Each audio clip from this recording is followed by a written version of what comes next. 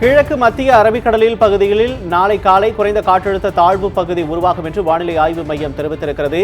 கர்நாடக கடற்கரையை ஒட்டிய கிழக்கு மத்திய அரபிக்கடல் பகுதியில் மே 21ஆம் தேதி மேலடுக்கு சுழற்சி உருவாக்கி மே 22ஆம் தேதி காற்றழுத்த தாழ்வு பகுதியாக மாறும் என்று வானிலை ஆய்வு மையம் தெரிவித்திருக்கிறது. கிழக்கு மத்திய அரபிக்கடலில் நாளை காலை குறைந்த காற்றழுத்த பகுதி உருவாகும் என்று வானிலை ஆய்வு மையம் தெரிவித்திருக்கிறது.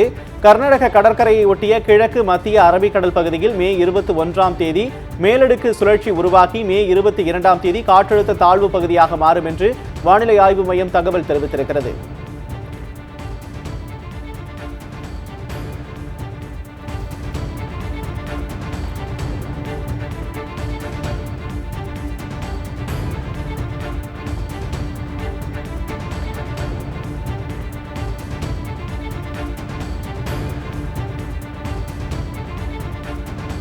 கிழக்கு மத்திய அரபிக்கடல் பகுதியில் நாளை காலை குறைந்த காற்றழுத்த தாழ்வு பகுதி உருவாகும் என்று வானிலை ஆய்வு மையம் தகவல் தெரிவித்திருக்கிறது. இது பற்றிய கூடுதல் விவரங்களை நமது செய்தியாளர் அன்வரிடம் கேட்டு பெறலாம்.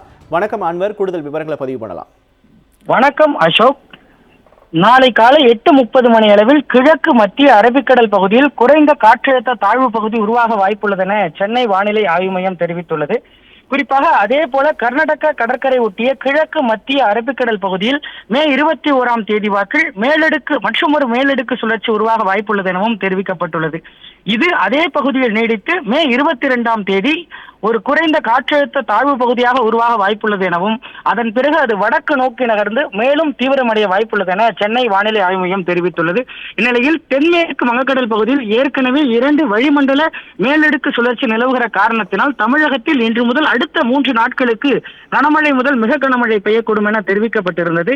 இந்த நிலையில் கோயம்புத்தூர், திருப்பூர், திண்டுக்கல் உள்ளிட்ட 12 மாவட்டங்களுக்கு இன்று கனமழை எச்சரிக்கையும், நீலகிரி மற்றும் அதனை சுற்றியுள்ள பகுதிகளுக்கு மிக கனமழைக்கான எச்சரிக்கையும் விடுக்கப்பட்டிருந்த நிலையில் தொடர்ந்து தமிழகத்தில் உள்ள பல்வேறு பகுதிகளில் தொடர்ந்து மழையானது பரவலாக பெய்து வரும் நிலையில் தற்பொழுது ஏற்கனவே சென்னை வானிலை ஆய்வு மையம் நாளை அரபிக்கடல் பகுதியில் மற்றொரு குறைந்த காற்றழுத்த தாழ்வு பகுதி உருவாகும் என தெரிவித்திருந்த நிலையில் நாளை காலை சரியாக 8:30 மணிக்கு கிழக்கு மத்திய அரபிக்கடல் பகுதியில் குறைந்த காற்றழுத்த தாழ்வு பகுதியானது உருவாக வாய்ப்புள்ளது எனவும் அதே போல கர்நாடக கடற்கரை ஒட்டிய கிழக்கு மத்திய அரபிக்கடல் பகுதியில் அதாவது நாளை மறுநாள் மே 21ஆம் தேதி வாக்கில் மேலடுக்கு சுழற்சி உருவாகி அதே பகுதியில் நீடித்து அடுத்த நாளான மே 22ஆம் தேதி அன்று அது ஒரு குறைந்த காற்றழுத்த தாழ்வு பகுதியாக உருவாகி வடக்கு நோக்கி நகர்ந்து மேலும் தீவிரமடைய வாய்ப்புள்ளது என தெரிவித்துள்ளது.